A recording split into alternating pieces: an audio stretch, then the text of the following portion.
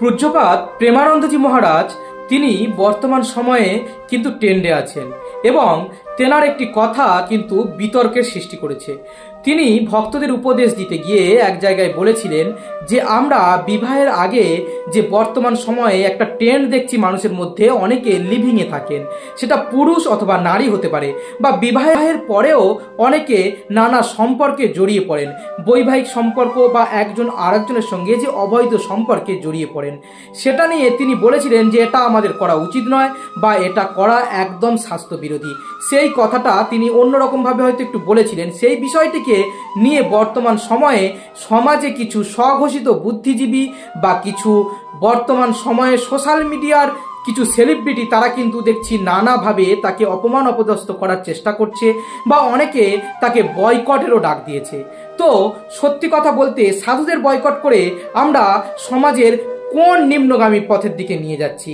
দেখুন, একজন উকিল বা একজন আইনজীবী সেই বিষয়টি নিয়ে কত সুন্দরভাবে তিনি কিন্তু বুঝিয়ে দিয়েছেন। कर रहे प्रेमानंद महाराज का बॉयकॉट कर रहे हैं, उन लोगों को आप क्या मैसेज? क्या बॉयकॉट?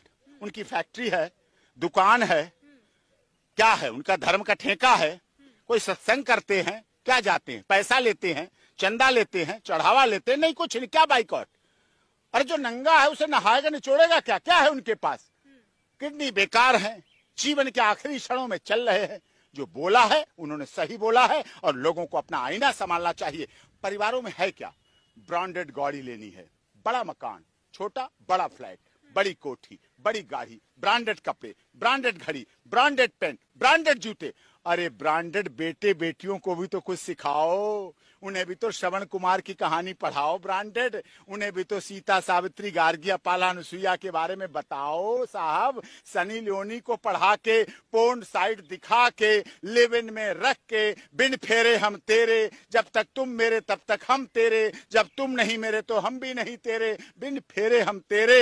और लिव इन में रह के क्या आप अच्छे समाज को बनाएंगे? जो आज इसमें खुश हैं, जब उनके बेटे बेटियां बड़े होंगे 20 साल बाद, 20 साल बाद उन्हें पता चलेगा डॉक्टर एपी सिंह और प्रेमानंद की बात अटल सत्य थी। जब वो भी एक बेटी के पिता बनेंगे और वो भी एक बेटे के पिता बनेंगे और बेटा भी रात के 4 बजे किसी पब में पड़ा होगा और बेटी भी अर्धनग्न अवस्था में किसी पब के बाहर पड़ी होगी, कोई ऑटो ड्राइवर उठा के लाएगा, साहब आपकी बेटी है, और वो खड़े होके ऊपर से पति पत्नी देखेंगे ये मेरी बेटी है, फिर अपने को देखेंगे, कहेंगे शायद हमें पालने में कमी रह गई, शायद हमें इनको बड़ा करने में कमी। তো দেখলেন তো কিভাবে আমাদের এই আইনজীবী দাদা ভাই কত সুন্দরভাবে তিনি বুঝিয়ে দিলেন যে সাধুদেরকে বয়কট করলে সাধুদের কোনো যায় আসে না, উল্টে কিন্তু আমাদের সমাজের ক্ষতি হবে, সমাজ কিন্তু একটা নিম্নগামী বা নিম্ন প্রবৃত্তির দিকে চলে যাবে।